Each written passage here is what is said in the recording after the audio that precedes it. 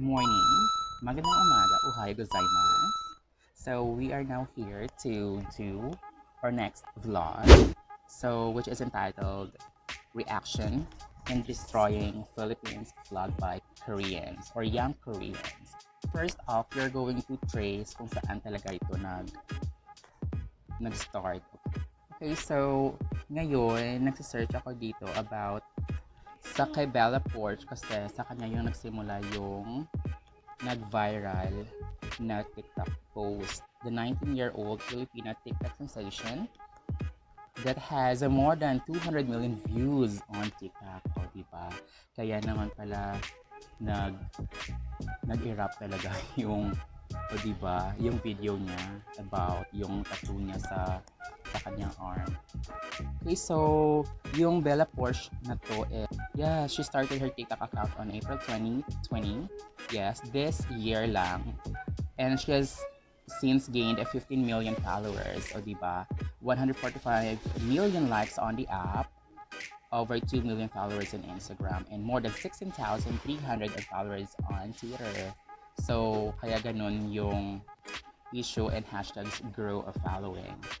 Okay, now, so, medyo kilala na natin si POARCH. So, we are going to watch her trending videos.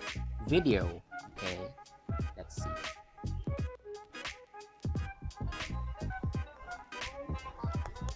Ganun-ganun lang siya. Yan. Naka 2 ears. 2 ears ba yan? Ayun, gumaganon siya ng tattoo niya.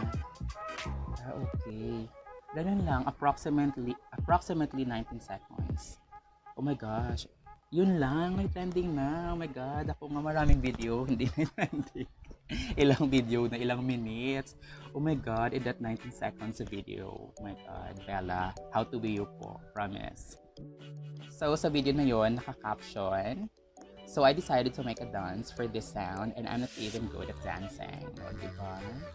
So, magdidig pa tayo para, more chika. Alert. Meron siyang second TikTok video, yung entitled Melody ang Tulobi, bongga. Parang si ano siya, Ivy Aguas, diba? Check mo yung TikTok account niya, POARCH. Now, so we are going intense. So pupunta na tayo sa mga young Koreans na yun, nagpunit ng Philippine flag. Oh my God, it went viral. Really. Hi Philippines, ito yung naka-caption, sorry. Hi Philippines, I'm Korea Part 2 with 3 stars, destroying Philippines vlog. Okay, so meron itong hashtag no to racism. Cancel racism. Okay, so maraming hashtag pa yung isasabi ko later. Okay, so para makachika din kayo doon sa hashtag. Okay. So let's go watch natin. Okay, so dalawa pala to. Dalawang young Koreans. Nag-whisper siya. Girl. Okay. Okay, stop na natin. Parang siya mismo yung nag-grow ng Philippine flag. O diba nag-effort siya. That only means na, alam mo yung Philippines, yung mga stars, yung colors, hindi tinaas yung red at hindi binaba yung blue. So perfect yun. So kaso nga lang hindi yung perfect yung pagka-crayola niya o pag-crayons niya. O diba crayola kasi sa Bisaya yun. Yung sun rays dapat 8 yun. So kanya is 2, 4, 6 only. So kulang siya ng dalawa. So okay na yun. Okay. So kasi batang siya, diba? So hindi niya pa masyado alam yung history ng vlog at saka yung symbol talaga ng yung sun sa gitna ng stars. Okay. So moving on. Oh my God, pinunit niya. Ang sakit, girl. So diba? Oh my God. Oh my God, ang sakit pala, girl. Sakit. Pag nakita mo yung flag mo, sinira ng ibang race. Oh my God. English your girl, promise. Girl. Dalala sila siguro sa emosyon. Yung second is Korean din, of course. Ayun. I-post natin. So, I don't know, medyo bata siya sa akin. Ang kanyang buhok na ganun, naka-one-sided. Ayun. Parang iyak na siya, girl. 2, 4, 6, 8. Ito, tama yung kanyang sun rays. 8. Kaso nga lang, nasaan ba yung star? Okay, naka-post kasi. Okay. Okay, parang iiyak na siya, girl. Okay. Let's go. Okay, pinutol. Pangalawa. Pangatlong putol. Yun. 4. 5. Parang nahihirapan na siya. Magpunit pala, sorry. Ayun. Pang-6. Yan, sa ika-6. Hirap na siya, girl. Ayun. Oh, nag-work. Yun, pak. Pak, ganun. Pak. Pak. O, diba? Tinapon niya, girl. O, pulutin mo yon, boy. Ayun. And then, tapos ng kanyang scene na doon, nag-happy feet siya. O yun, nag-dance siya ng happy feet. O diba, nag-happy feet siya. Feel ko yung batang to gustong pumunta sa Philippines. Yun, gusto niyang mag-disco dito. Yan. Yun yung pag-intindi ko sa video, sa second video. Okay, so, puro bata. Okay. So, let's go na sa reaction ni Bella after ng kanyang trending. So, papakita ko mamaya sa inyo yung tattoo. Ano talaga yung tattoo? Okay, naka-caption dito is, I'm very sorry if my tattoo offends you. I love Korea. Please forgive me. Sexy ni Bella. Oh, bongga girl. Tattoo. Matattoo siya talaga. Ganda niya, promise. Parang anime yung look niya. Okay, I will have the tattoo removed or do cover up. I did not know the history behind this tattoo and I will educate others about it. So yun naman pala, hindi niya pala alam. So, ewan na natin kung ano talaga yung true story behind this. Okay? So hindi naman pwede pupunitin yung flag ng ibang bansa kung galit ka. Diba? Maraming tao mga affected doon. No. Diba? Parang hindi ka tanggap-tanggap. So let's move on sa next. I have here some posts from Korean people. Okay? So nagpo-post din sila. Hi, I am Korean. I apologize on behalf of Koreans. I am so sorry for making racist comments to Bella and cursing Philippines in TikTok. I hope many young people use TikTok in Korea and understand it.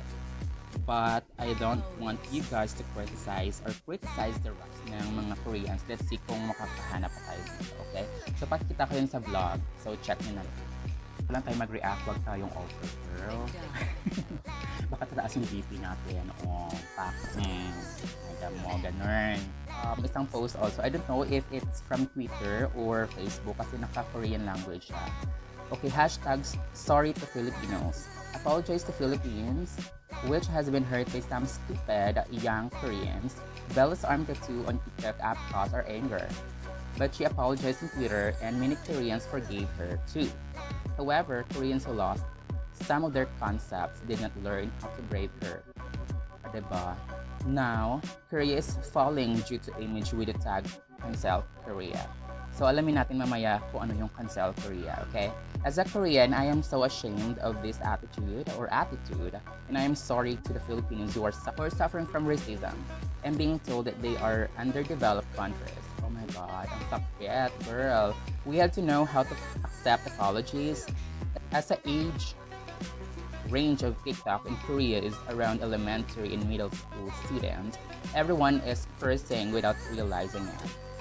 Stop personalizing Bella and cursing the Filipinos. Everyone is cursing Bella in the Philippines, saying it's a path of Korea for Korea, but it's not a path for Korea. Oh my God. I hope all the countries are doing well. Please forgive some ignorant Koreans. This post coming from Korean people as well. So magdidig deeper pa tayo dito sa mga comments. Ang saya dito, nabasa ko, girl. Okay, so meron ditong mga replies. Parang nasa scenario siya ng isang thread.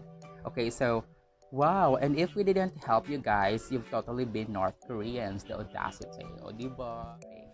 Come to Korea and work. Oh my God, grabe sila mag-down, mag-degrade.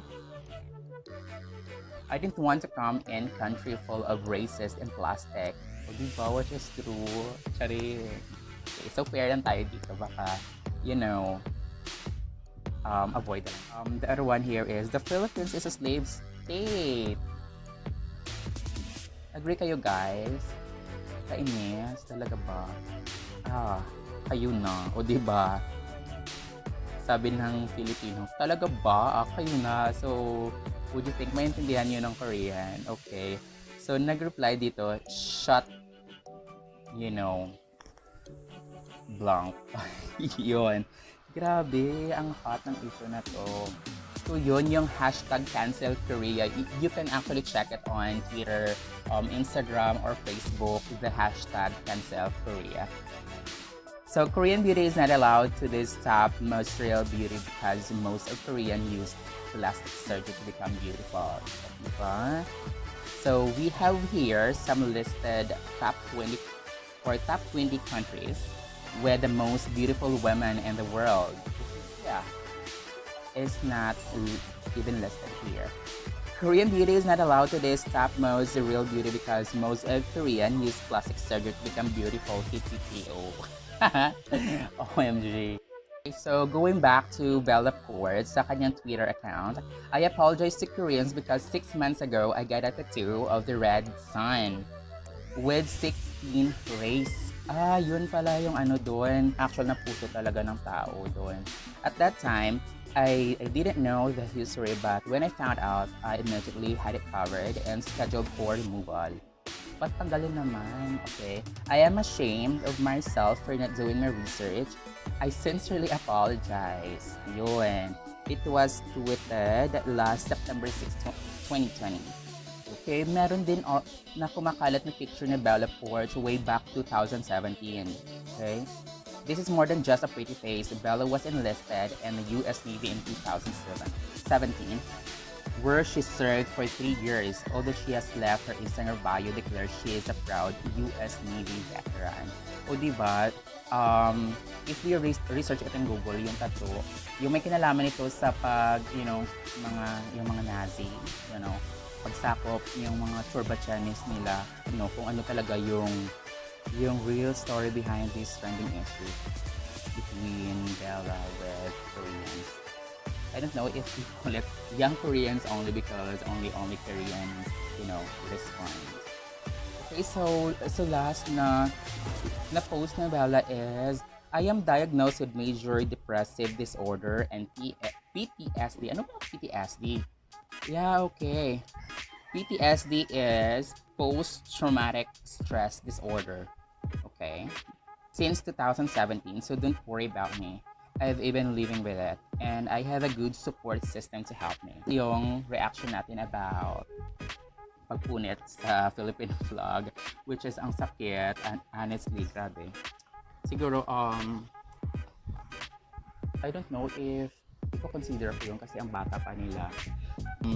In-impart ko lang yung nalaman ko with the help of Google and other blogs, content, and also some pages on Facebook. Okay? So, I hope meron kayong nalalaman or you can actually comment kung ano yung emotion niyo sa issue na to, sa pagpunit ng ating sariling vlog, no? Okay, that's all for today. Thank you very much for watching my vlog. Don't forget to like, subscribe, and yeah, okay, again, thank you for watching this vlog. Don't forget to like, subscribe, and hit the notification below. Thank you.